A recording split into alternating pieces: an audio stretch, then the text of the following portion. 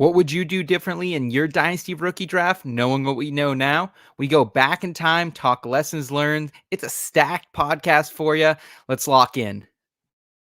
Cause I've been in tune, out of touch, coming off the bench, trying to shake the funk, check a stat line, see who's up, that over under hit too clutch. And I'm trying to avoid getting carried away with the jet sweep, sleeping on a trick play, predicting all of my moves like they seen every play. So I'm running it back, head down, get out of my way, and it's for the law with only one thing to do. I guess I'll say a prayer and put it all on the line for you. What they don't know, something they haven't seen. I find a gap on the screen and hit them right in between. Yeah, I got it, and I got it.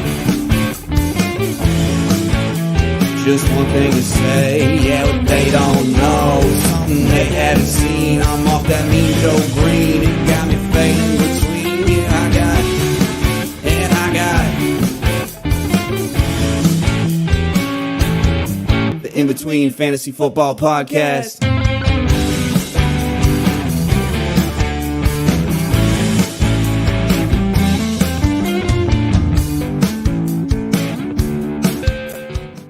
All right. It is Tuesday, January 16th, 2024, and just a month of football remains on the NFL calendar, and we're going to enjoy every last moment of it. 24 teams, they're on vacation. Other 8 teams that remain, they're in the hunt for the Lombardi, baby. I'm Seth Woolcock. Let me introduce you to my team.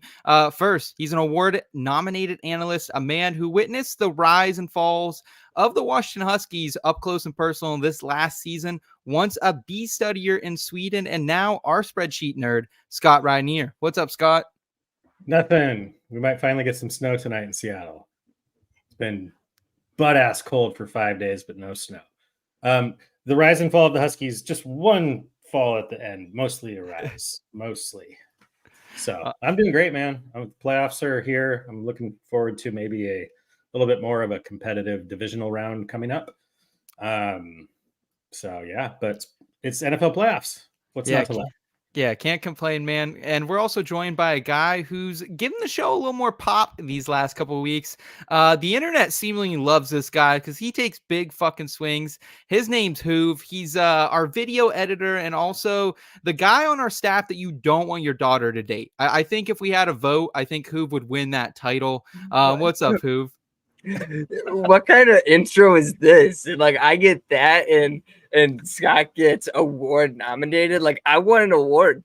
I won 7th grade actor of the year back in 7th grade. So I feel a little slandered right now. But you know what? We're gonna skip past it. I'm a professional. I'm like Cat Williams on podcasts. So we're gonna just skip right past that disrespect. How you doing? So let's get talking. All right. Yeah. How you doing? Keep it moving. Tonight on the show, front and center, we're going to do a quick wild card reaction, talk about some of the coaches and what's happening around the league. Every time we have a fucking podcast, guys, it's like we come in, we give everything we know, and then the next day everything changes in the fantasy football landscape. So gotta love evergreen content here in the fantasy industry. We're gonna then redo some 2023 rookie drafts, reveal our top movies of the year as well, and then go into some feel good headlines to end the week. Also joining us tonight is Kyle Scott in the back end. Kyle, how are we doing tonight, man? How are we coming across? Everything's sounding loud and clear, like an ocean night, baby. Nothing, no interference, just clear radio signal. Perfect. Fucking right. We appreciate you, man. Also appreciate the IBT family rocking with us. We got Albert in the chat. Good evening, IBT. Good evening, Albert. Thanks for joining us, man. We got Dave. How about them Cowboys? What's up, Dave? Good to see you, man. Eric, my dudes. Good to see you, Eric. And Dame Overboard. Is it bowling night, Dame? Did we make the cut over bowling night? Good to see you either way. Thanks so much for joining us. And Dave's saying, I won the 7th grade actor of the year in 8th grade. So how does that make you feel, Hoov? I feel like he's Ben Simmons right now. You know, I won as a true rookie. You know, he came back as a sophomore rookie. So I still feel validated in that. Love it. We got DD in the chat. What's up, DD? Good to see you as well. Guys, let's go ahead and jump in. If you're new to the channel, come hang out with us. We got a lot of great content. PGA season is in full swing, and NASCAR right around the bend as well. And the IBT podcast, we're live with you every Tuesday night, 9:30 p.m. Eastern time. Let's jump in front and center. Sometimes taking that first step out the door is the hardest thing to do. Give it a chance, you'll be begging for more. Save the spot just for you. We're all somewhere in between. How about you come to the place where you have some fun? Ain't gotta worry about knowing not what it means. You can come and give me another, cause the night is young. At least I so thought. This just in. Breaking news. Front and center. So we were live with y'all on Tuesday night last week, and by Wednesday, everything changed. Like, we got absolute bombs dropping on us left and right. Bill Belichick and the Patriots, they decide to part ways after, a really great run, 2 fucking decades, just absolutely crazy. In the same day, Nick Saban retires from Alabama, kind of changes up the college landscape a little bit. And then Pete Carroll, maybe the shocker of them all. Pete Carroll's out of Seattle. They said, he's going to go upstairs. He's saying on radio, football people might not be in the building. Let's start there, Scott. Just give me your quick reaction. Is this something as a Seattle fan you were expecting? And what's the fallout here? It is definitely not something I was expecting, and all the people I converse with, all the Seahawks homers up here.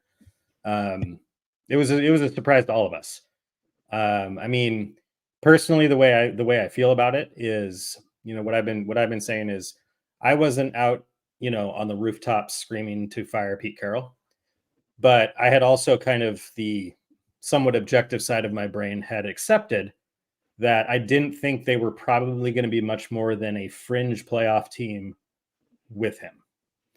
I just feel like that's where they were at. So it depends on how you want to look at it. It's like, everybody, you want to win the Super Bowl. That's what you want to do. But obviously you can't do that every year. So you cut bait as soon as you see that you can't, or do you, so it's just one of those things. I mean, it's similar to the quarterback situation in Seattle as well.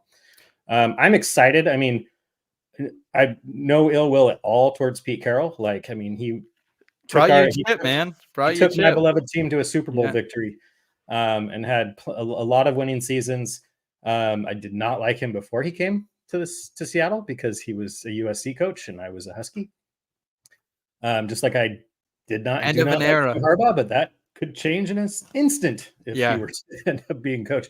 But I think it was time for change. It has been interesting watching the fallout and the kind of the conversation and dialogue, after the day he got fired, talking about, there's a lot of non-football minds making decisions with the Seahawks, and we'll see. I don't know. It's kind of uncharted territory for Pete Carroll to be saying something that's not completely 100% optimistic and positive. So I think it's interesting from a fantasy perspective, because now's, I think, when I'm going to be in my Dynasty league, like sending out some floaters for a DK Metcalf, for a Kenneth Walker, maybe, because I think things could maybe only get better. Like, I don't think Pete Carroll held these guys back at all, but what happens if they get a Ben Johnson in the building, or someone who can really elevate this offense to the next level? So I think it could just be wheels up from a fantasy perspective. Shout out Pete Carroll from a real NFL perspective, though. Like, the dude absolutely put Seattle on his back these last, what was it, 12 years? Is that how long he's been there, Scott? 2011. Okay. I believe was his first year, I think. And that's what I mean. As like a Seahawks fan, I mean, we've had no ill will, but we've had a defensive-minded, run-heavy coach, regardless of who the OC was that they brought in. It's always basically been the same type, generally the same scheme. I'm excited for potentially just a different-looking offense, after 13 years or whatever it's been. Just depending on who. I mean, everybody likes watching Dallas lose, right? But part of, I think, a blessing in disguise from that result is, I mean, Dan Quinn was one of the candidates. Yeah, I didn't personally want Dan Quinn. I don't really want an old head. I want younger. You want Ben Johnson. Blood. Yeah. So I think that's probably off the table now after that. Hoov, Hoov, I want to talk about Belichick. Obviously, great career. I only know football in New England. I was born in 1998. Hoov, what were you born in? 1999, 2000? 99, yeah. So April we've 99. And I think Belichick started there in 2000, going into 2001, and so great career. But now, what's the fallout from this? He's visiting Atlanta. Could that mean good things for Kyle Pitts, Bijan, and the boys? I was pretty dead set on him going to the Chargers, but if he goes to the Falcons, I guess that kind of makes more sense. I wouldn't believe too much into this right now, just because the Cowboys haven't fired Mike McCarthy, and that could be the prime destination for him if he could go anywhere. But we got to go with what we're working with right now, and so the Falcons. Ironically, I'm not the biggest Kyle Pitts fan in the world, but Scott and I got played by Kyle Pitts a couple times. But this could ready be to get it. hurt again if Belichick's there, though. But this could be it, because we know how much Billy Boy likes those tight ends. So It's true. He could really utilize Kyle Pitts. He brought in Mike John Gesicki this last was year. up He there. brought in Hunter Renfro, or not Hunter Renfro, Hunter Henry. He brought him in, so he likes his tight ends. So I could see him utilizing Kyle Pitts in a certain way. I mean, but this worries me. The Falcons led the league in tight end target share this year. It's just that a lot of it didn't go to Kyle Pitts, unfortunately. Yeah, the good thing is Jonnu was hated in New England. Remember, Jonnu had like career down years after he got all that money. Jonnu was like my first Kyle Pitts. I was all in on Jonnu when he went to New I England. know. This whole I company followed was the money. terrible. Like, oh yeah, I'm so smart. No.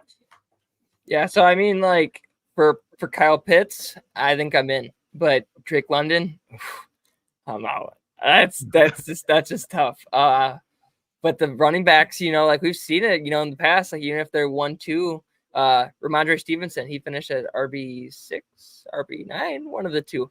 Nice. He finished as one of the two in last year. So we've seen that we've seen that Bill Belichick can make a top 10 RB still in this league, or if not, like Bijan and Tyler Algier, they could be like a James White kind of backfield for the Falcons. So I kind of like it. It's not the sexiest pick. I still think that there's enough time on the clock that Bill ends up going somewhere else. But would you guys prefer the Cowboys? Would Cowboys probably, because I think that's kind of where I am. I think if Bill could go anywhere right now from like the drop of the word go. I mean, first I would appreciate the Steelers. If we could somehow make something like that happen, that would be ideal. But I don't think Tomlin's going. I don't think he's going to come to Pittsburgh after everything. Scott, would you say Cowboys are probably your favorite? I would think Belichick? so. I mean, it just kind of like Hoov said, knowing what we know now. I mean, we're at the point of the offseason where, Jim Harbaugh visited the Chargers, and then just Twitter goes nuts. Like, ooh, he's gonna coach the Chargers. Like, no, he visited and interviewed. Like the Seahawks have interviewed like 10 people for that. We're early, but I think that would make the most sense. And it's funny because Belichick and Carroll have that connection. The last time Pete Carroll got fired in the NFL, Belichick took his job.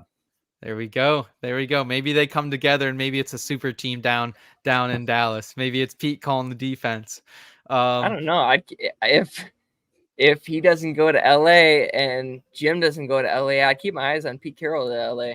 Okay. All right. Pete Carroll. All right. With Justin Herbert.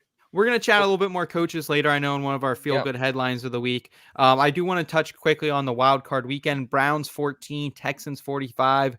I don't think we had that in the cards, honestly. I thought the Browns would perform much better. That one was pretty much over by the middle of the third quarter. Chiefs 26, Dolphins 7.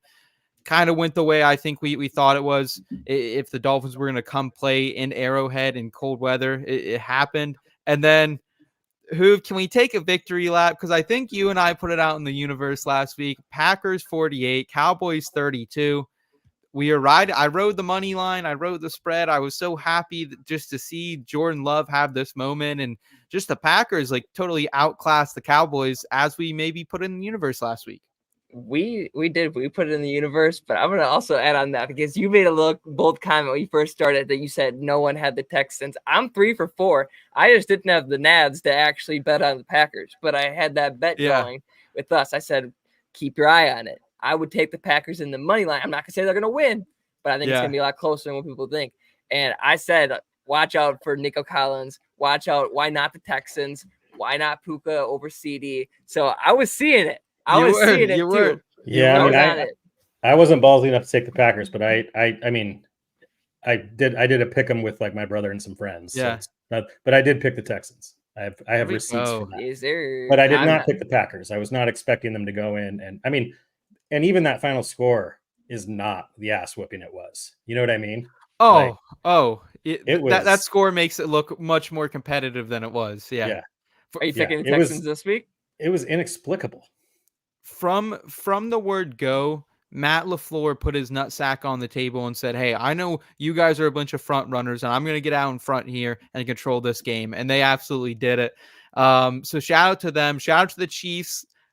I'm also in one of those pick'em Scots, and my finals, I have 49ers Chiefs. I'm the only one who took the Chiefs to even make the Super Bowl this season. Everyone was down on them. I'm sticking around at least for another couple weeks here. And then Rams Lions. How about this, folks? Just Dan Campbell, MCDC gets it done. Amon-Ra St. Brown comes through. We saw flashes of brilliance from both running backs, Jahmyr Gibbs, Dave Montgomery. It was a very awesome game overall. And was this like the clear Puka Nacua, like I'm him moment? Because I think for me, it was like I'm looking at him differently now. Yeah, except that he already has had multiple of those moments, I think, this season. But this was on the stage in the playoffs. I think the most receiving yards for a rookie in the playoffs ever. I mean, he was the Rams in that game. He was the only thing that the Rams had going. So yeah, I mean, he's done it all year long, whether Cooper Kupp's there or not. Yeah, we'll chat about him when we get to our redraft. Steelers 17, Bills 31. Shout out Mason Rudolph. I think if anyone's a little bit of like a sneaky dynasty winner, maybe it's Mason Rudolph, because he at least played, I think, valiantly enough that unless they go out and draft someone, I think it will be a competition for him and Kenny going into next season. Or maybe he could be something somewhere. I don't know. I thought it was a good performance from him, even though some bad juju did not go the Steelers' way. Eagles 9, Buccaneers 32.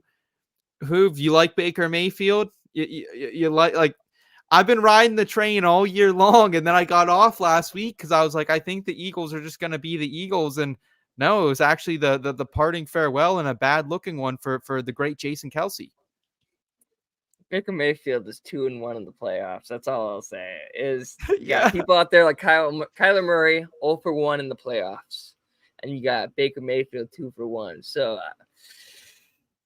I don't know. Did Baker Mayfield earn a 4-year contract? Absolutely, he did. So I'm all in. Baker Mayfield, the Bake Show. 4 years. To see all those Eagles fans get out of here. Oh man, it's a good weekend. It's been a good weekend. I think that cleared things up, but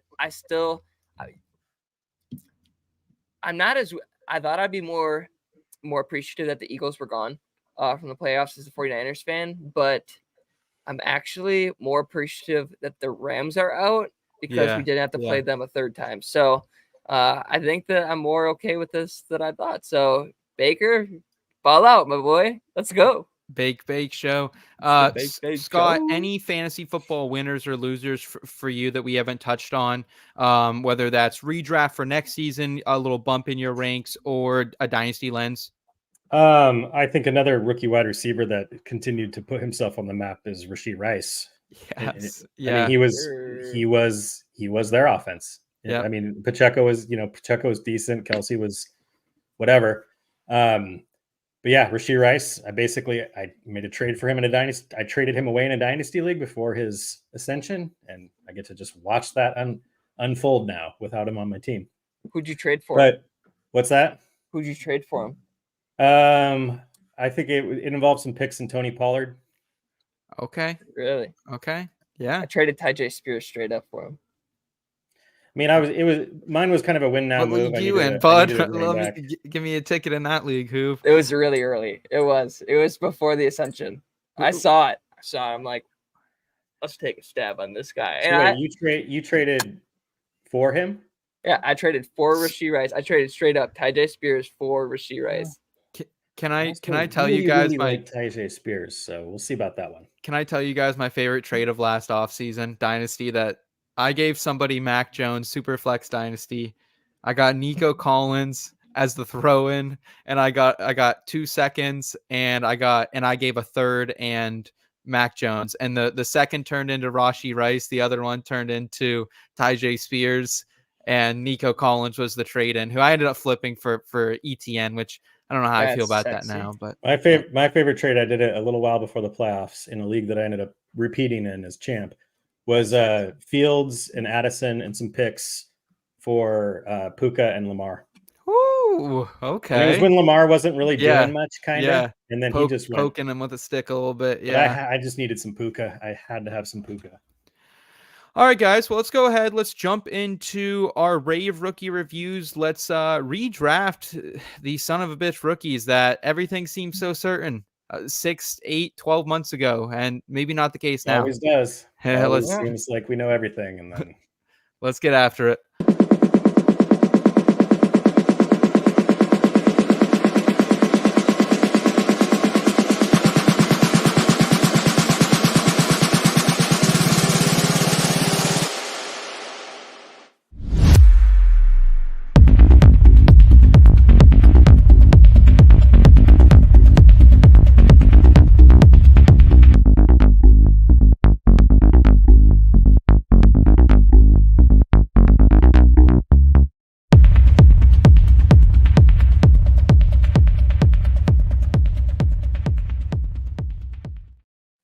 God, I can't wait for the Senior Bowl. That intro gets me hyped every time for it. Are you going? No, but you can get free footage from the Senior Bowl. That's one of the great things about it. So, guys, we're gonna do some 2023 Dynasty rookie drafts. We're gonna look back. We're gonna talk about the guys we got right, the guys we got wrong, and use it as a way to kind of take some lessons from this and maybe what we can apply it to here in 2024. Rookie drafts are not that far away. The NFL draft is not that far away. I know we're primarily a redraft show, but tonight we're going to have a little bit more of a Dynasty lens than usual. So, Scott, let's go ahead and start things off with you. Who was the 101 if you knew what you know now back in May, back in April, back in July? we're talking Superflex side end premium. Yes, correct. But I thought you're up first. We'll do you. Go ahead. Okay, well, that's why I picked second. Well, I think it comes down to 2 players for me in Superflex, between Puka Nacua and C.J. Stroud. But it's Superflex and C.J. Stroud is the real deal. So I'm going C.J. Stroud at number 1. Okay. C.J. Stroud. Yeah, you're probably right, because in Superflex, the quarterback position is just so weighted. Any digression from you on that pick? Would you still stay by Stroud, even though what we just saw from Puka Nacua and really where he is on the map of wide receivers? I don't know. I think I'd go Puka just because CJ Stroud, even though he had games where he put up that 30-pointer, he's kind of like an Aaron Rodgers where he has great games, but he's not putting up great fantasy points. So I'm going Puka actually 101 here, but I could be wrong. We'll throw Puka up at the 102 then, Kyle, if you want to make that selection for us. And 1,500 yards for a rookie is absolutely breathtaking. And I think it's just so hard for us to maybe put Puka at that 101 a little bit, Scott, because like this is a 5th round receiver, day 3 guy, but we got to leave that in the past. So I'm right with you. I think Stroud does carry more value in Superflex, so I probably would go Stroud, but my heart wants to say Puka, but I totally get where you're going with that, Scott. Yeah, it's one of those scenarios where whether you're 1 or 2 in our hypothetical situation, you're happy. Yes, 100%. I'll go ahead with number 3. I think it's Jahmyr Gibbs, guys, and it's crazy to say that, but this is an explosive offense. We know there could be some variance here in 2024 after the loss of Ben Johnson, assuming he moves somewhere. But man, can you get any more better than Jahmyr Gibbs? He has the passing upside. He has the big play potential. And he was even getting used more down in the goal line towards the end of the season. So I think just for clarity's sakes, like if you have Jahmyr Gibbs, you wouldn't be giving it up for Bijan right now, right, Hoov? At the 104? Yeah. At the 104, even though I'm a huge Bijan guy, I think I'm going to pass on Bijan right now just because the uncertainty. We don't know what the future looks like, but there is a certainty at a certain position, and that's the tight end 1 position going forward. And I don't think that there's any tight end you can look at and say that that's the tight end 1 other than Sam Laporta. So I'm going to go Sam Laporta with the 104 wow. here. Okay. All right. It's interesting. Scott, how do you feel about it? How do you feel about Sam Laporta? Would Bijan still be the pick for you here, despite the challenging and frustrating rookie year? Yeah, I mean, personally, I would still go with Bijan. I still think from a dynasty perspective, he's the pick here for me. But I would have Sam Laporta probably at 5. I mean, it's razor thin, and Yeah. he is the tight end 1 from this class. The only reason I might hold off is because there are a few other very good tight ends in this class that you can get a little bit later. So, but I have no problem with Laporta at 4. He's tight end 1 in fantasy in general. 1-0. That is true. First time ever for a rookie, I think. Yeah. Is Bijan still in your top 5 dynasty running backs overall? I have Gibbs above him. I have Breece Hall and McCaffrey, but that's it. He's still a top 10 guy for me. Oh, Yeah. come on, Top dude. 10 or top 5? Top 5. Top 5. He's still. I have the same Yeah. group. Yeah, he's still top 5 for me. Yeah. But he's not 1. He ain't 1. No, he's not 1. All right. Well, makes sense. Scott, back to you for the 106 here. Who is after Laporta then? Well, obviously you said Bijan. Then I would be taking Bijan here. Yeah. Okay. And what's the outlook for 2024 for you? I mean, it depends somewhat. We know Arthur Smith isn't there, so that's a good thing.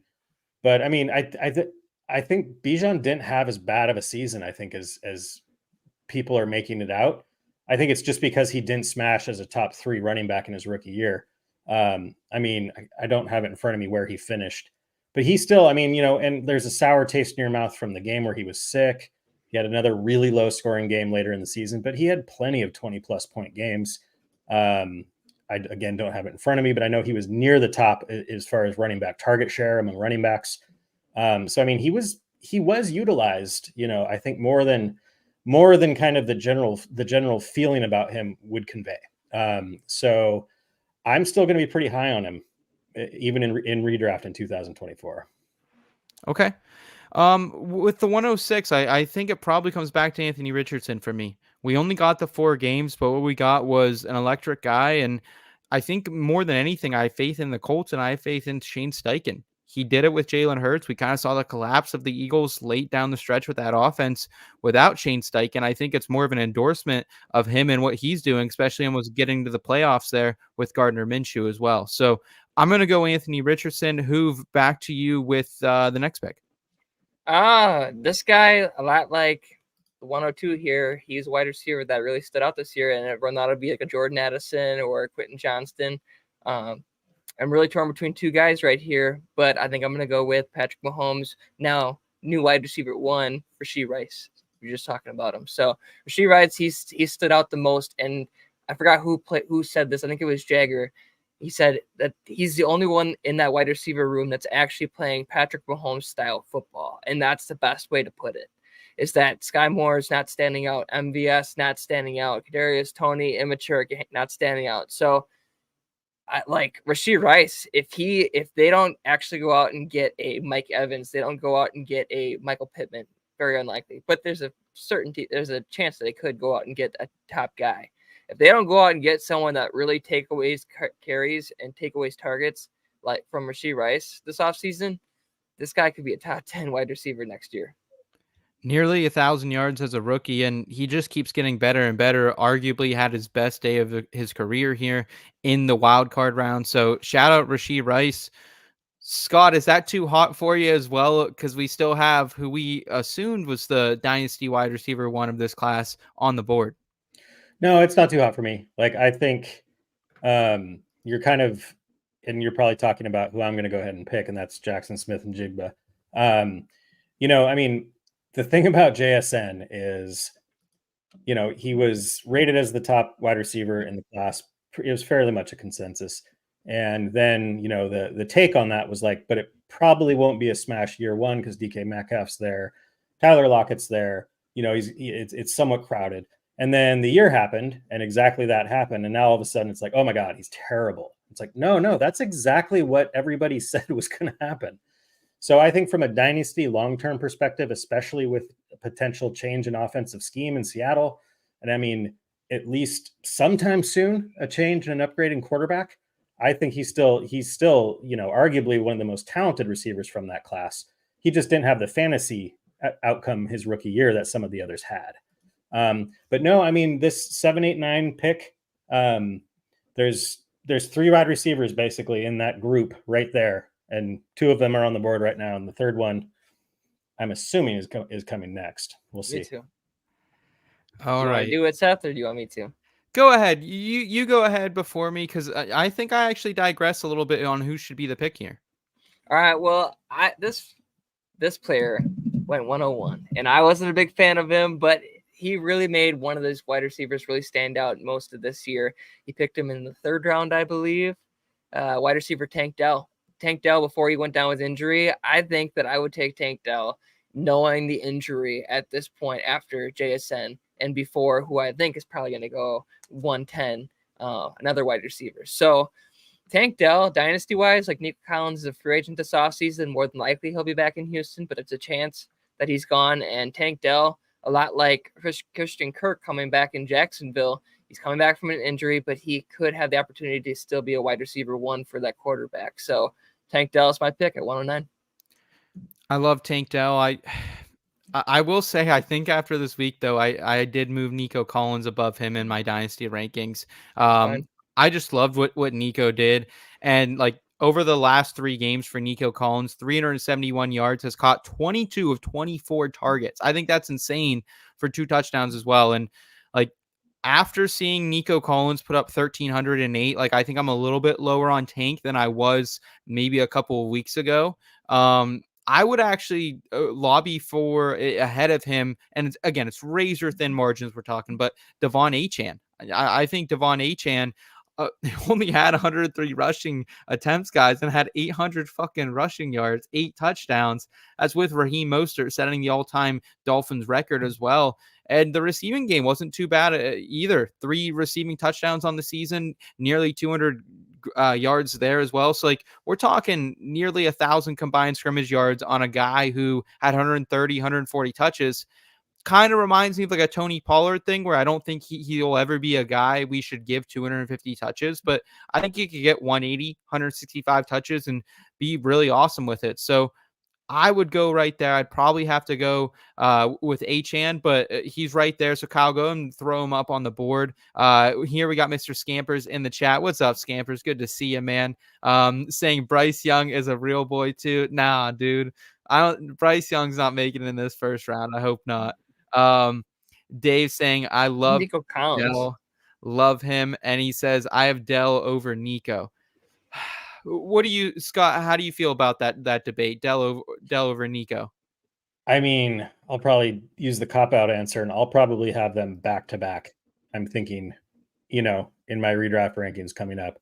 I mean, obviously we're doing a dynasty redraft here. Yeah. But, I mean, Nico Collins is one of those guys where it's like, he's kind of become, let's all pour through the stats and look for the next Nico Collins. You know what I mean? Because he was kind of forgotten about, he was okay, serviceable. And then just to smash as hard as he did, and it took off at the end of the season, and then the playoff game, he was unstoppable. So it's close, it's real close. I might, just because of the injury, I might have Nico a smidge ahead. Okay. All right. Hoov, I'll throw it back, or Scott, I'll throw it back to you for the 111 here. So there's a few names out there right now, but I think this is probably where I'd jump in with it being tight end premium and grab Dalton Kincaid from the Bills. He was the tight end 1 of this class coming in. That's where he was ranked. Laporta obviously was the tight end 1 overall, as Hoov reminded me of earlier in the show. So obviously the number 1 tight end in the class, but the tight end premium with that offense, I'm going Kincaid at 11. Hoov, on to you at 12. Before I make my pick, we forget about Michael Mayer. Michael Mayer was the tight end 1 of this class, but I mean, of last that was early though. He was That was the- early in the process. That was very early. No, I just mean like this time, after the NFL draft last year when people were ranking the Yeah. rookies. Okay, sure. Cade was 1, Laporta Sure. was 2. Sure. Yeah. All right. So my next pick, honestly, I really thought that this guy was going to go 110. But then I just started looking up the rankings right now, looking up some rookies. And honestly, I think I'm going to let him slide a little bit longer. And I'm going to take someone that just had a great appearance in the playoffs this last weekend, Jayden Reed. I'm going to take wide receiver Jayden Reed over a few of these wide receivers that are still on the board. It's a little bit of a hot take. I feel like I'm taking too many hot takes right now with Sam Laporta early and Rashee Rice over JSN and now Reed. But these guys, they really were dynasty MVPs. They really kind of balled out for where they were drafted this year. And they really kind of showed me that they can be playmakers on their team. So Jayden Reed, come on down, 110. I think it's 112. interesting about Jayden Reed because there's two sides of the coin here for me with him. Jordan Love, second most touchdowns on the season for any quarterback. Shout out to him, 32 of them in his first year as a starter is just fucking absurd. Seventh most passing yards as well. However, guys, like there is the thing that he's kind of one of those quarterbacks who's making everybody good. Bo Melton's a thing all of a sudden. Romeo Doubs looked like a monster here against the Cowboys. So like I do worry, like they did just beat the Cowboys without Reed. I love Reed. I love Christian Watson though as well. So Scott, how do you feel about just kind of like the potential maybe a log jam for the Packers? Even though like I love Jayden Reed, I love what we saw. I think he could be an absolute monster, but I just worry that there's gonna be a lot of faces in this crowd. Devontae and Wicks even got in the end zone again. Yeah, I mean it's a fair point. But man, I love me some Jayden Reed. His involvement, the thinking on him was he was going to be a target hog, maybe lead the team in targets by year 2 or 3, but I think he's ahead of schedule on that. They give him the ball out in the backfield. He's dynamic in that role as well. So I think I have one wide receiver I would take ahead of him here. Okay. But he would be right at this 1-2 turn for me. Okay. I imagine the other receiver you're talking about, we can throw him on the board, Kyle, here at the 2-1. It's Zay Flowers, Baltimore Ravens. Zay Flowers kind of underperformed a little bit at times this season, but towards the end, he was really hot, white hot, won a lot of people, some leagues, got some people into the championship game with some big performances there for Baltimore down the stretch. We liked him at Florida State or Boston College. He was kind of a guy who could play inside, outside, do a little bit of everything. And I think he'll continue to grow here. We'll see how big the pie can get. It got better year number 1 here in the new system. But Zay Flowers, about where you got him in a regular Superflex last year. So I'll hand it back to you, Scott. Who do you have here at the 10 or the 201 or 202? Excuse me. Sorry. Yeah, Zay Flowers was not the receiver I was talking about. So I'll take him at the 202, which I think this is a pretty screaming deal, and that's Jordan Addison, Minnesota Vikings. Hold for applause. No, I'm going to be honest. I think I totally forgot about Jordan Addison. Yeah, he's not on your rankings that you sent out. Oh, wow. That's there. embarrassing. So, I mean, he was arguably, he was a lot of people's wide receiver 2 or 3 in the class. Again, we're using hindsight here. 9 touchdowns on the year. And that's with Kirk, that's with whatever that was at quarterback after Kirk Cousins got hurt. I mean, yeah, he did play a pile of jambalaya without Justin Jefferson, but yeah, I mean, he didn't do a lot to fade what I think about him in year 1. So I would love to get him at the 202. Kyle, go ahead and switch those. Go ahead and switch those if you can. Go ahead and put Jordan Addison on the 201. He definitely deserves that. That was, I don't know how I missed Jordan Addison in this. Hoov, back to you now for the 203. Who do you have here in our Dynasty rookie redraft?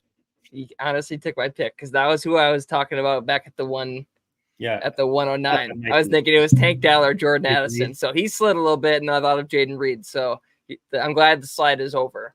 So now I was just looking at my picks just now, and some of these guys are not standing out same as the others. So in a super flex, I think I'm going to take the next quarterback, and it's not the 101. It's probably someone that you got around this time last year. I'm going to take that banana eating, that mayo loving quarterback down there in Tennessee. Will Levis. I'm going to take Will Levis here at the 203. I mean, he got Mike Vrabel fired, didn't he? Because the organization wants to build around him. Yeah. You're looking at Will Levis or Bryce Young right here. I think I'm going to go with Will Levis because he showed more at a certain point than Bryce Young did. And they're honestly in pretty similar situations that they have. Oh, yeah. They have competitive teams, but they're not competitive for the Panthers, but they're, in their eyes, they're a wide receiver one away. Well, the Titans, they draft 5th overall. They could draft one if they wanted to, or 7th overall. So they could draft Malik Neighbors if they wanted to. Do I think that they will? Probably not. But they have options, and the organization's willing to support Will Levis the same way that the Panthers are willing to support Bryce Young. The talent, Will Levis has more upside than Bryce Young right now, so I'm going to go with Will Levis. Seeing a lot of mock drafts with the Panthers' 2nd-round pick. They're going after someone like Xavier Worthy, someone kind of in that range of Troy Franklin out of Oregon. So I think you're spot on. I think Bryce Young's probably the pick here for me as well, going with another quarterback. It's just a value thing at this point. He's going to be a starting quarterback for at least the next couple of seasons. I still have the size concerns. There's a difference when you look at someone like him and Kyler Murray. Like, Kyler Murray's a small dude, but Kyler Murray's like jacked. Kyler Murray is stacked. And so I do hope he puts on a little bit of weight and can kind of battle through some of those things. But things are hopefully only getting better. I think Frank Wright was kind of a joke. And, I can't believe that was the answer for him. But David Tepper is going to be impatient no matter who they fucking bring in. So best of luck to Bryce Young. I don't love the pick, but it's a value one. Scott, back to you here. Even feel free to throw up a couple at this point if you'd like as well. At this point, yeah, I would have taken Bryce Young if he fell to the 205. So I'm going back to best running back available at this point, and that's Spears. Tyjae Spears is who I would take here. I think he has a super bright future. The tea leaves are saying that Derrick Henry's not going to be in Tennessee next year. Yep. And I think he showed, he mostly was a complimentary role this year. He had some PPR value, but he showed his explosiveness. I mean, his yards per carry and reception were just, it was a really small sample size, but it was ridiculous. So I think if he's given anywhere near a primary running back's role, he's going to be a very valuable running back. Hoov. There's one position that I really want to go after, but I think I'm going to skip it just because if you pick one, you have to pick the other guy. So I'll wait, see if they come back to me. Right now, I think I'm going to go with the guy that beat out someone that I really loved. I really love Alec Pierce, and this guy kind of showed out at times that he could be that wide receiver 2 in that offense next to Michael Pittman. So I'm going to go with Josh Downs. Oh, great pick. Great pick. I'll go with Zach Charbonnet here. Definitely has slid a lot. Like, think about almost a year ago, Scott, pre-draft, we had Zach Charbonnet, right? Kind of, maybe a round ahead of now, the 108, 107, and kind of slid back. Obviously, I think we've seen that Kenneth Walker can be a dynamic running back, and Charbonnet might always play a little bit of second fiddle, but he's a dynamic back too. And at different times in the season, they leaned on him. So I think Charbonnet has a little bit of value here as a change of pace guy. Nothing too crazy, but I think he's always going to have a safe floor in this league. I have a question. Go for it. I'm kind of showing my IQ here, but is Keaton Mitchell an undrafted free agent or undrafted rookie? Correct. Yeah, correct. So I think we should throw that name out. I don't see him here on the draft board, but I think we got to keep that in mind. Okay. Yeah. Great call. Great call. Okay. Scott, who would you go here? I believe we're at the 207. Keaton Mitchell was the rookie running back 4 in points per game. If you don't count minimum games. Okay. So for me here, I'm going with another tight end. Now he had a teammate who showed out a little bit when he was hurt, but when he's healthy, he is Jordan Love's number 1 tight end, and that's Luke Musgrave. Wow. All right. Wow. Can I go next? Because this is what I was talking about.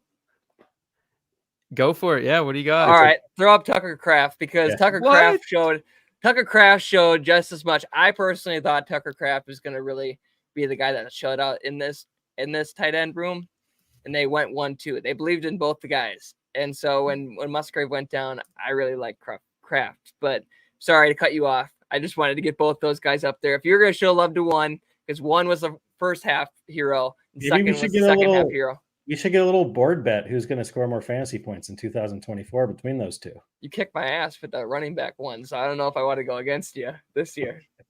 That's another situation. I'm honestly a little surprised you guys ranked them that high because like they were both great at different points in the season. I think they're very talented players, but like they almost dilute each other a little bit for me as No well way.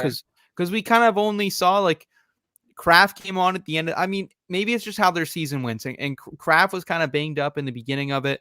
He got healthy down the stretch, was awesome, and kind of vice versa for Luke Musgrave there. So what did you just say about Jordan Love earlier, though? I think you said that he just makes players around him better. Yeah, because but he he's that spreads the talented. ball out a lot too. That's the He other spreads thing the about ball out a lot. Boom, boom, bang, bang. him. All right. Musgrave, Kraft. Scott, move. any final thoughts on the Packers tight ends?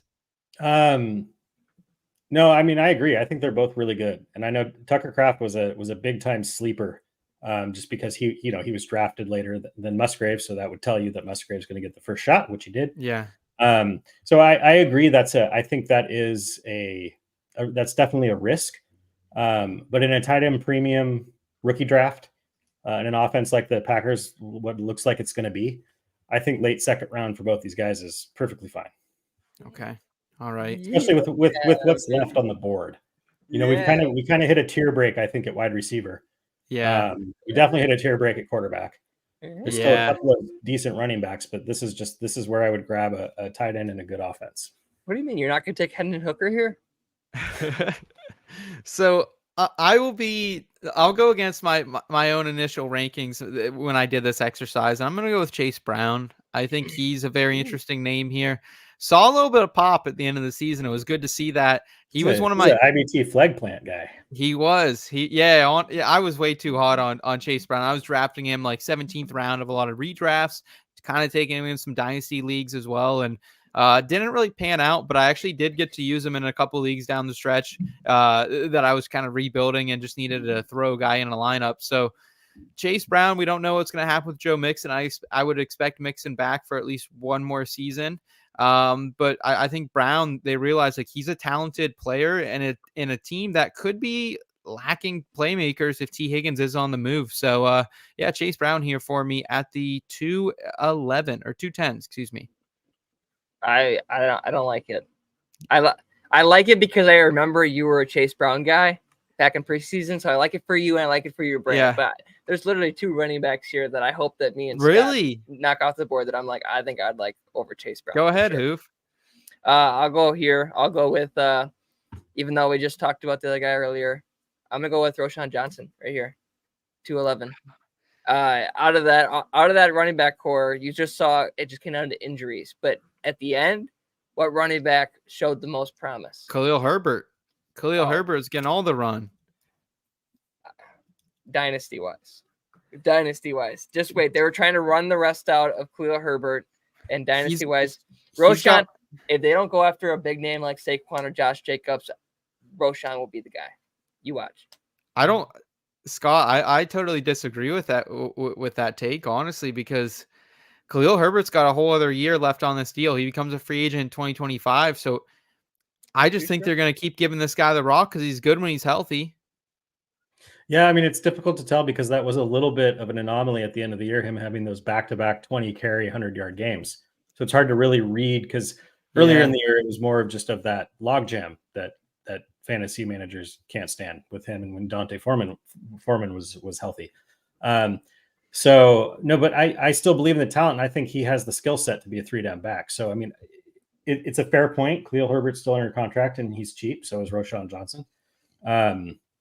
But he's one of those second-year running backs I'm going to have my eyes on, just like Kendre Miller with the Saints, who didn't smash, didn't wow us in year one, but that I have my eye on for year two. So even if you don't oh, sorry, what's that? No, go ahead. No, I think where we're at, again, looking at the other names on the board, I think this was a fine spot for Roschon.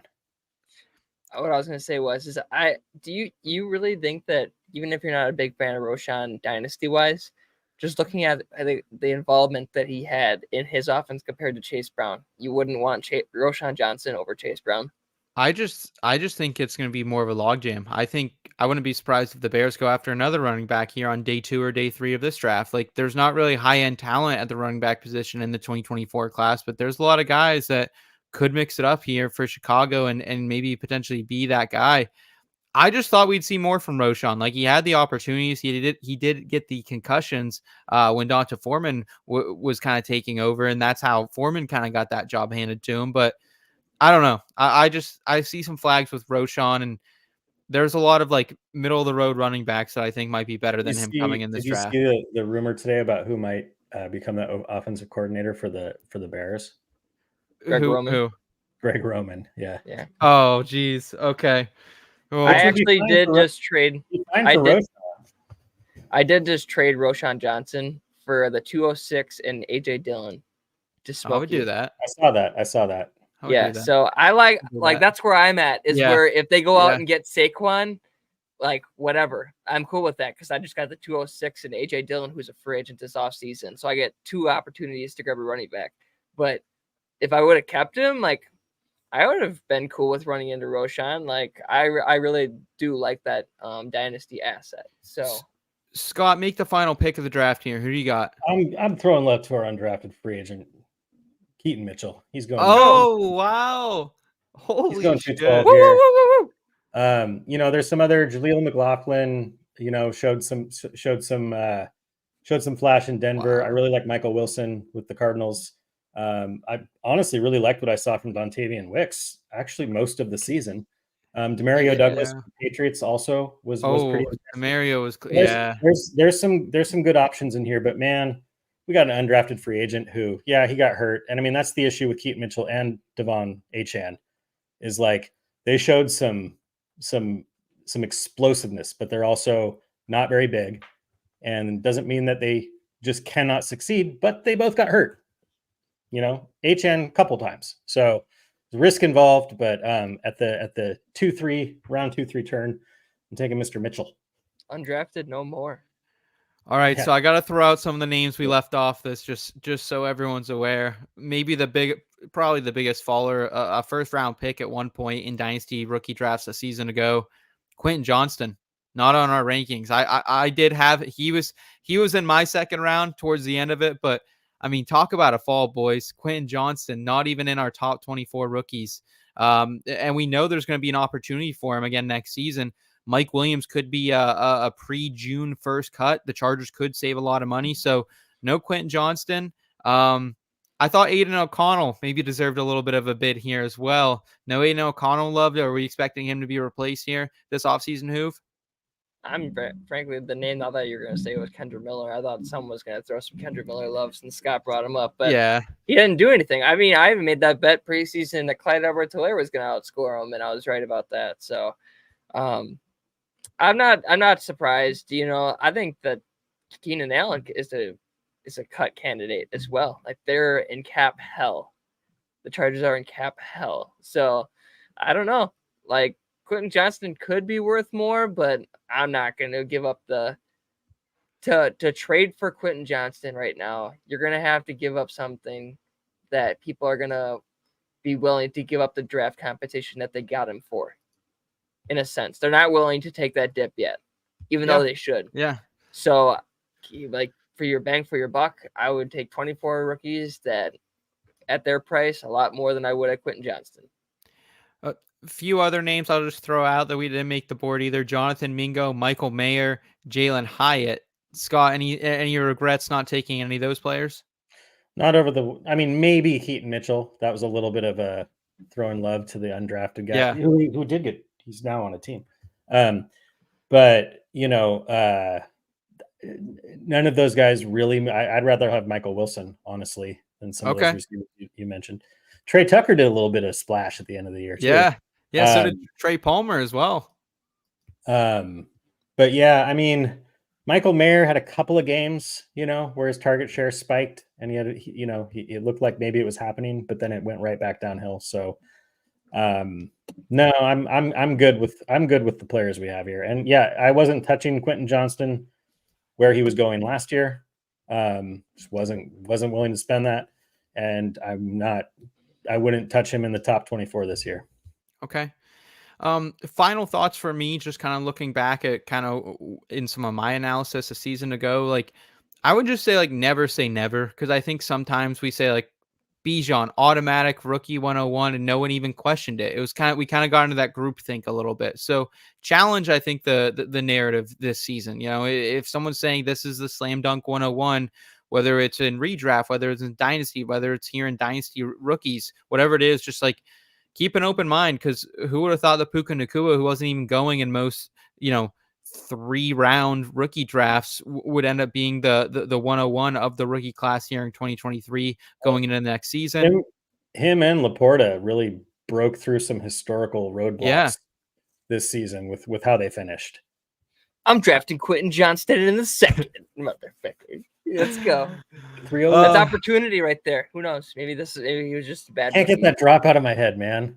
The game-winning touchdown he dropped. I can't. I would have lost a fantasy dropped it, matchup because if he caught that. So I'm okay. Thank you, Quentin.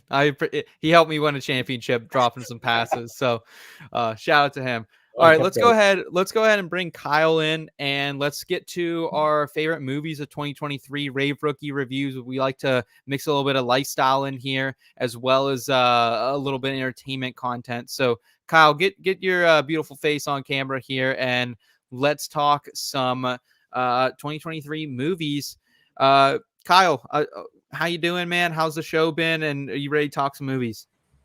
I'm always ready to talk about movies. The show has been great so far. I mean, I'm locked in on this rookie redraft. I feel like if I went back in time, I could win a lot of money Back to the Future style. I would be Biff. Yep. In Back to the Future 2. Ray's Sports Almanac. There we go. There we go. We got Dave saying movie time. Kyle, where do you think 2023 ranks for movies? Did you think there were a lot of good ones? Do you think like you're a guy who, I know you like the classics, but where did this kind of come in for you? Yeah, I mean, when I first saw this question, I my first initial reaction was like, I saw like 3 movies this year. Yeah. I don't even know. Yeah. But then I saw a lot more movies that came out this year than I thought, and a lot of them were actually pretty good. So I mean, hey, I would say it was a pretty good year for movies, all things considered. Okay. All right. Scott, we'll throw it over to you first, man. What are your top 3 movies of this past season? So I did not see that many movies. I know there's some movies. I did not see Barbie. I didn't see the Super Mario movie. I haven't seen John Wick 4 yet. There are some movies definitely still on my list. Asteroid City is a must-see for me. Haven't seen it yet.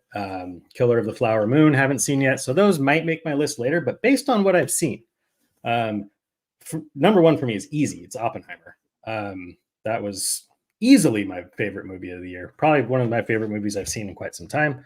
Went and saw it in IMAX, full experience by myself. No kids, just by myself. Fuck yeah, that sounds awesome. So that was my number 1. So then it gets, for me, I think it gets a little bit more probably Dark Horse style. My second favorite, I've been on a thriller horror movie kick for about a year now. Going back and watching tons of movies that I never watched. Can't really say why. So I really liked one of the newer ones. It's called Talk to Me. So that's my number 2. And my number 3 is a movie that came out on Netflix. Number 3, my honorable mention is Cocaine Bear, just so you know. Cocaine Bear, yeah. But yes. My number 3 it's a movie called Leave the World Behind. Fairly recent movie with Julia Roberts, Ethan Hawke, kind of a dystopian society falling apart movie. That my number 3. Oh, I'm sorry. I saw Dave's comment. Raw dog dopey, offie. That just, oh geez, that might be the best comment in IBT history right there. That's kind of what it felt like.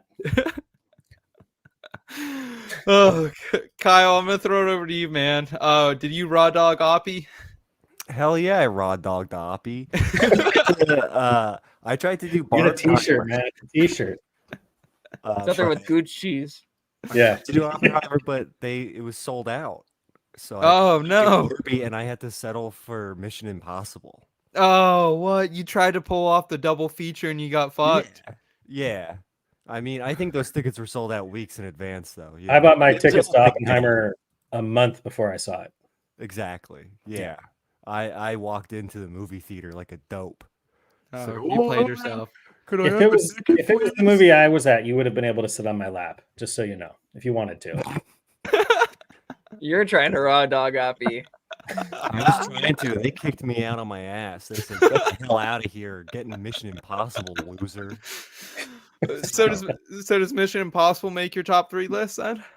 No, I mean it was good, but it doesn't, unfortunately, for Tom Cruise. It's an Stiff impossible raw competition. dog.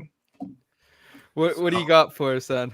So my number one, as Scott alluded to, was Asteroid City. It was the new Wes Anderson movie. It's fantastic, wonderful time, beautiful film. Highly recommend if you have the time. Go watch it. Find it. It wasn't in like a lot of theaters. I had to go to like a small theater that shows weirder films. So I don't blame you if you didn't see You were raw dogging in there too, huh? All right, I wouldn't say that. So. Okay. Sorry, Andrew. Keep going. Is so the new David Fincher film, who made Seth your favorite movie, The Social Network. Yes. It's my The guy. Killer. Really? If you didn't see this or didn't know it was a thing, because that's probably because it was only on Netflix. It was a Netflix original, and they did not advertise it. It was really good though. What's it about? It's about an assassin, and he's doing his job. You know. Does it feel like Social Network? Yeah, it's not as it's not written by what's his face, the guy that did West Wing. What's his name? I don't know. Sorry, bud. You guys are really letting me down here. Oh, John Wick 4. That's your third one then? Yeah, John Wick 4 is just a dumb action movie, man. It rocks. Hell You know, yeah. I only saw the first John Wick. I didn't see 2 or 3. Didn't need to. Didn't care. Kicked ass, dude. Aaron yeah. Sorkin. Bad. Aaron Sorkin, thank you. Sorry, I had to look it up because it was bugging me. Yeah. There we go. All right, Hoov, take it over, man. Kyle, I've not watched any of yours. I hadn't even heard of 2 of them. So I appreciate you bringing some culture to my life. You haven't All right, heard of John Wick 4? I've heard that's the only one I've heard of. Hadn't heard of the other ones. I'm gonna go through my honorable mentions before I go through my list because what Kyle said, he kind of brought up one thing. He said he watched all the John Wick movies before he watched John Wick 4, hasn't seen all the other John Wicks. Oh, you haven't seen all the other ones? Wow. Holy Only fuck. seen the first one. Wow. So this is kind of how I was, where Heidi wanted to go to the theater. I was like, all right, well, what do you want to see? So we went to go see Creed 3. That was pretty good. That's one of my honorable mentions. Dungeons and Dragons. That one was pretty good. I heard that was dope. TMNT Mutant Mayhem. That one was really good if you like animated. And I actually haven't seen Oppenheimer, but I know I got to put credit where credit's due. And we have to, if we're going to talk about it, we got to talk about the #1 most streamed movie of 2023, The Eras Tour. Come on, guys. We got to talk about it. I didn't even know that was. I didn't most see it, streamed. but we got to talk about it. We got to show love to Ariel, you know. Yeah. our I saw that teacher shit I saw that shit in person, and if the movie was anything like the actual concert was, it was probably awesome. So Oh, I'm sure. Yeah. Everyone's singing in the theaters, whatnot. But all right, let's get to this list. So at #1, the movie that I saw by myself in the theaters, I didn't even need my girlfriend to come see it. I wanted to see it that bad. I thought it was going to be the comedy of all comedies. It had Will Ferrell. It had Margot Robbie. It had Ryan Gosling. And I went to go see #1, Barbie. I honestly, even as a man, I thought Barbie was generational. I mean, it was probably the closest thing is that they categorized everything into Wizard of Oz or I think it's Pulp Fiction, is that there's like 2 different genres of movies that they categorize everything into. And Barbie is Wizard of Oz 2.0. It's the closest thing that we've seen that just takes you into a different world, you know, and just the messages that it's sent across, like, feel good. Love my Barbies out there. No, I'm just kidding. I've heard it's Anywhere really, else really I'm good. beaten. Oh, yeah. It was very good. You haven't seen it? I haven't seen it yet. I do like how you led with Will Ferrell as the first actor. I did. I swear to God, I really thought that, like, that's why I wanted to see it so bad by myself, is that I knew it was going to be like a chick flick, but I thought that this was going to be like the funniest movie since Step Brothers. Because if you're going to get this kind of cast committed, like Michael Cera and all these people, like John Cena and whatnot, like, committed to this Barbie movie, the script had to be phenomenal. Well, I'm dead serious. Like, I thought the script had to have been just knockout. Like, the jokes were all like, it was like Step Brothers funny. That's what I was thinking. So I'm like, one of the most successful movies of all time. It is. It's grossed like $1.5 billion since it came out. It's deserving of that. I just thought it was a different style of movie, but it was still a great movie, and that's why it deserves to be number one. Because number two was a movie that I was just blown away with. I thought that the way that they designed it, that the way that the artist just drew everything was just so creative with all the different styles. So number two, I got Spider-Man Across the Spider-Verse. I'm a huge superhero movie fan, and I think that this was probably my favorite superhero movie I've ever seen. The cast list looked awesome. Yeah. Just if you have 3 hours, I know it's long. If you've seen Avatar, you can sit through this because it doesn't feel like it. Like if you're thinking, oh, I gotta sit through a 3-hour animated movie. I can't do that. It doesn't feel like it. It actually, like, just the way that they designed it, you're watching it and you're like, I feel like I just watched a live action movie. So number two, Spider-Man Across the Spider-Verse, and number three, a movie that's not so live action as the other ones. Why are you laughing so hard? Because you look like you're gonna have a fucking Oh my god! break a blood vessel in your head. Oh man. So, anyways, number three, I got Guardians of the Galaxy. Or no, my bad. I must have switched that one. Super Mario movie. I'm really close between Guardians of the Galaxy, Super Mario, but this movie, I actually bought it the first day it came out on the DVD. And I knew it was going to go on HBO. I knew it was going to go on to something, but I wanted this one for those nights that the Wi-Fi goes out and you got to pop a DVD in. I wanted to watch Super Mario. And I'm actually using all my DVDs to prop up my laptop right now, but I kind of realized I only have animated movies for those nights where the Wi-Fi goes out. I got Robots, Shark Tale, Super Mario movie, Trolls World Tour. I'll probably have Trolls band together pretty soon. So big animated movie fan over here. I'm an anime guy, RARXD. I am so sorry, folks. This show went off the fucking rails. Oh yeah, you can't even see. Kyle, I don't know what I said that was out of pocket there. No, it wasn't you, Hoov. It was the whole raw dog. Yeah. The killer I tried to make dog. Seth break and it worked. You did. I apologize, folks. It's the worst show in a It's while. funny. Come on, we're all laughing. Let's go ahead. Let's bring up my list, Kyle. I can't really see my computer right now with the glasses You're off. crying. But, number one, Gran Turismo. That fucking shit was crazy. Talk about a movie that you wouldn't even think would like come on and be an actual like just action thriller from front to finish. Love Gran Turismo. You guys see Gran Turismo at all? Anyone see that shit? No, I play Gran Turismo every time I go out in my car. I haven't seen it. I do want to see it, and I also want to see Ferrari. True story. Based on a true story. It's based on a true story. Gran Turismo is based on a true story. Yes. Fun fact. It says it in every single advertisement. Second for me, No Hard Feelings. Best Jennifer Lawrence movie I think you'll watch. Kind of makes you uncomfortable at times. Don't watch with your kid, Scott. Not a good kid movie. But like this Andrew Barth Feldman guy comes out of nowhere. No one ever heard of him.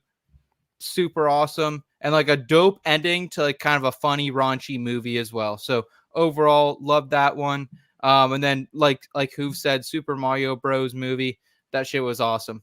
Yeah. I couldn't even make it halfway through No Hard Feelings. I turned that shit off. What? I was like, I just couldn't get into it. The plot. I was like, this is just cringy. You had to let it. If you gave it some time, the characters were super fucking dynamic. So maybe I have to go back and try it again. You gotta try it again.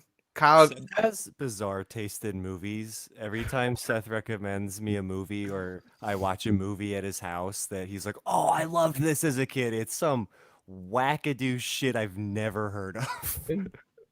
Fair enough. It's like, you never saw this? I loved it. And it's like, it's not even on IMDb.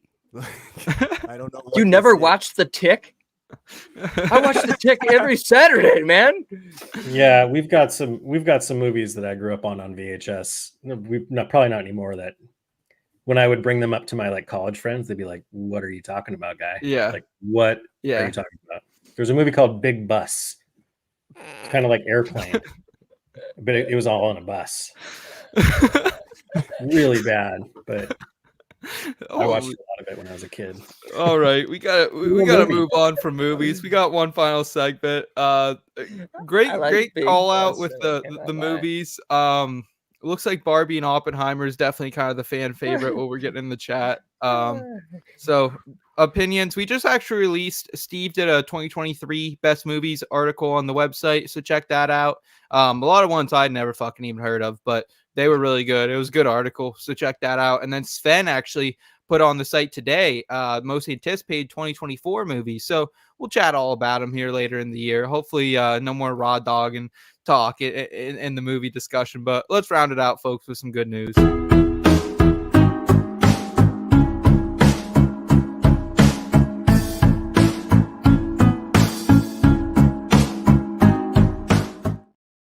All right, it is good news. Our feel-good headlines of the week. Kyle, I'm going to throw it over to you, man. What you got for us? What's good in your world? What's good in the world of sports, entertainment, news, politics, whatever you got for us? All right, so this is sports, but it's also very entertaining for a couple reasons. So my headline is "The Lurs Lose in the Lake Effect." So now, it's good news for a couple reasons, right? Seth, number one, obviously the Steelers lost. That's always good news anytime it happens, especially in the playoffs, right? Everyone can agree on that. Everyone agree. Get out of here, Jim. We don't need any of this negative talk. Did you guys see Cooter Doodle's tweet yesterday? No. Or they should have never let poor Rudolph play in any playoff games. He wasn't that bad. So is that the feel good headline? Is because the Steelers lost, Kyle? No, it's mostly a segue for me to talk about what our my roommate, friend of the show, member of IBT, Elliot did. He went to the game. So he bought tickets to the first game when it was on Sunday. Okay. And then he sold those tickets and then bought tickets for the Monday game. When it got canceled, he sold the tickets and then he bought Monday tickets.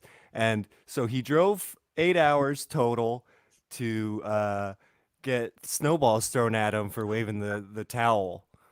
Nuh-uh. Yeah, that's what he was saying. And he couldn't get a good parking spot and he had a great time, he said. So, I mean, I feel great about everything involved with that story. Holy hell, are you doing that, guys? Oh my God, fuck Bill's Mafia for that. That's to Elliot of all people. You've got a stadium full of people and a bunch of snow. Snowballs are getting thrown. They were throwing them down into the end zone when they're lucky they didn't hit like they almost hit Pickens like before he caught that or was trying to catch that one touchdown too. So Hoov, what's your thoughts on that story? You driving 8 hours for that? Oh, looks like we just lost Hoov as well. The show's really going off the rails today. All right. I'm going to throw it over to you. What do you got for us, Scott? Feel good headline of the week. First of all, I looked it up. At least on normal channels on Google, there is no movie called Raw Dog, but there is a book.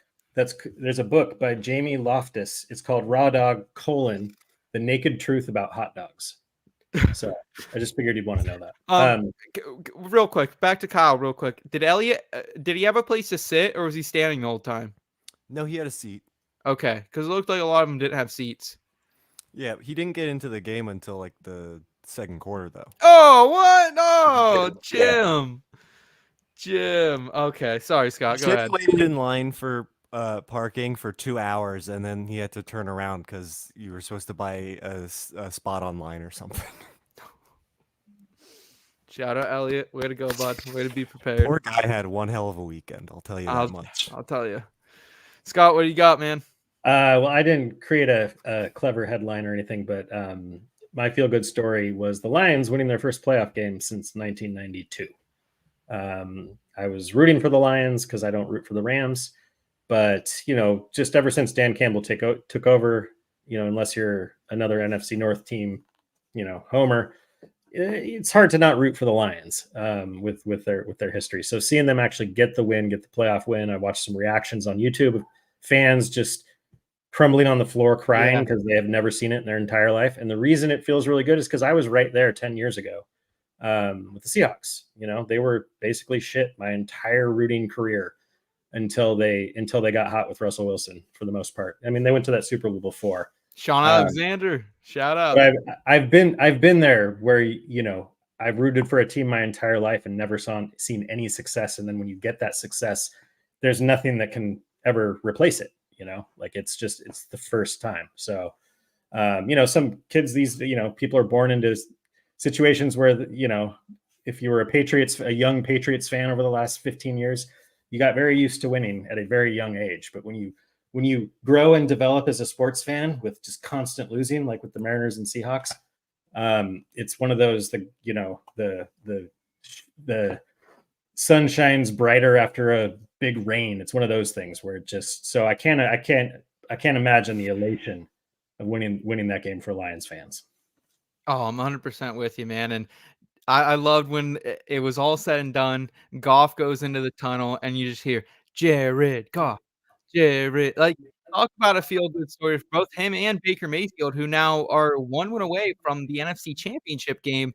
And I put this out on Twitter earlier today. Either Jared Goff or Brock Purdy, Jordan Love, or Baker Mayfield will be in the Super Bowl. So it's awesome to see kind of this next rise of quarterbacks, and it's a couple of redemption stories here starting in Detroit, and what Brad Holmes and MCDC have been able to do together and buy in and find the right players has been great to see. So very great headline. I'm going to throw it back to the music world for my headline of the week, and also has to do with Wild Card Weekend though. And it is country music artist Breland is the hottest handicapper in the fucking game right now, folks.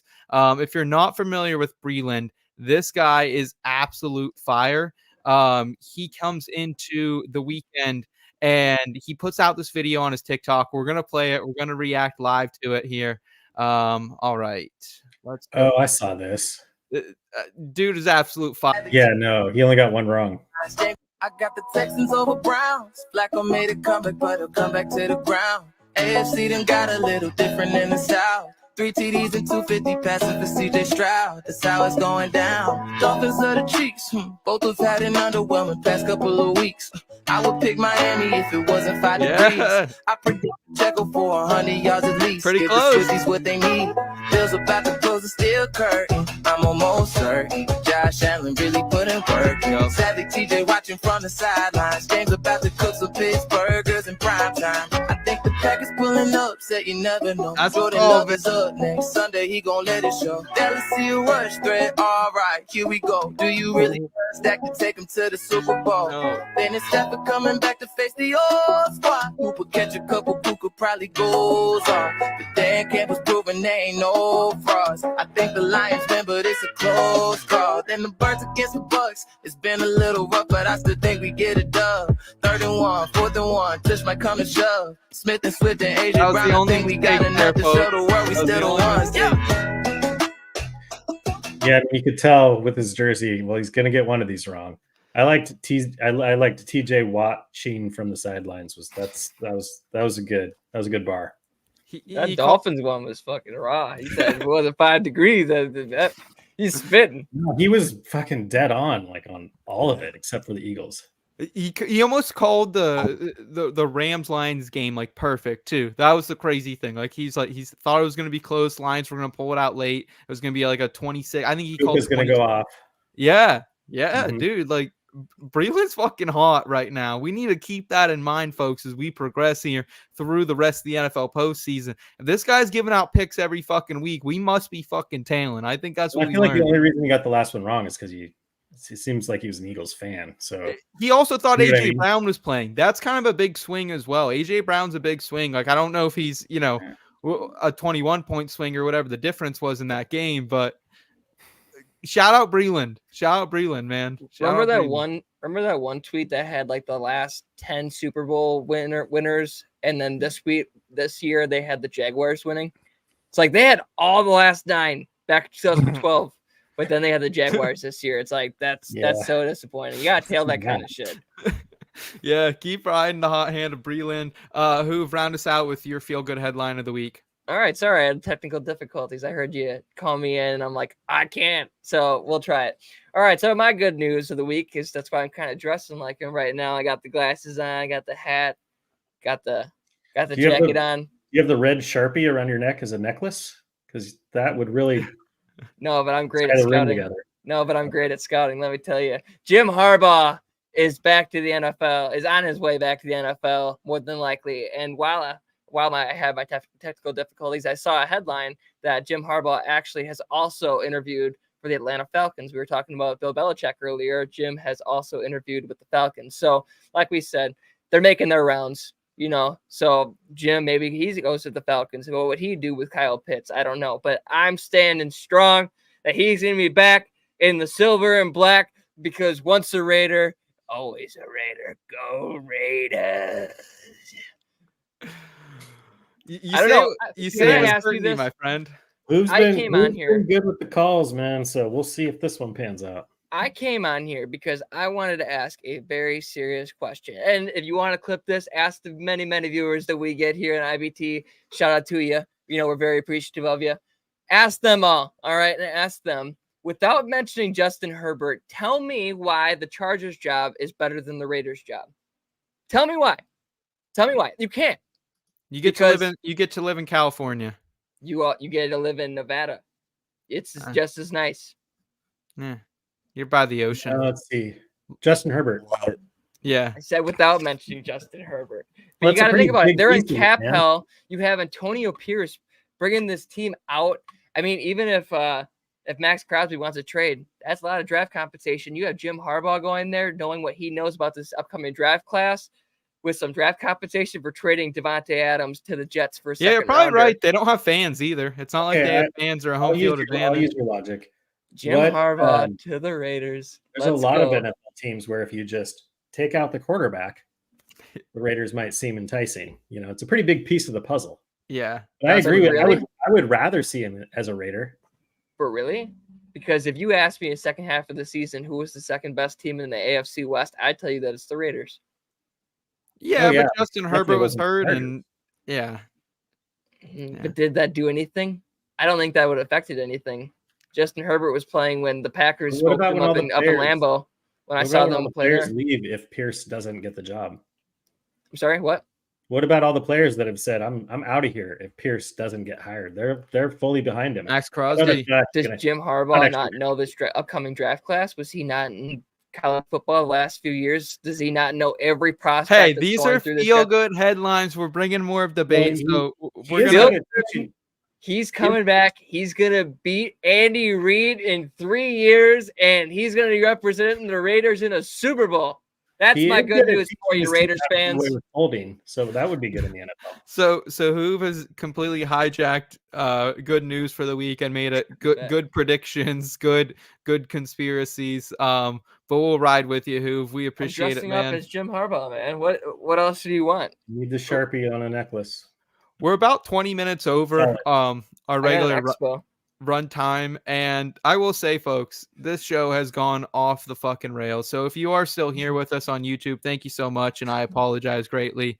Okay. Shout out to everyone in the chat tonight. We do appreciate you hanging out with us nonetheless. Wendy, what's up? Good to see you. Thanks for tuning in.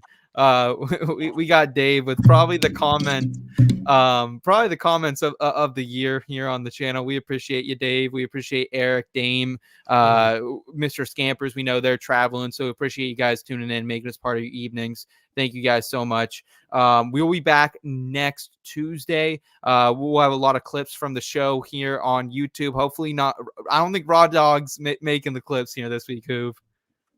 That's all right. That's all right. It's going to be like a 10-minute episode then.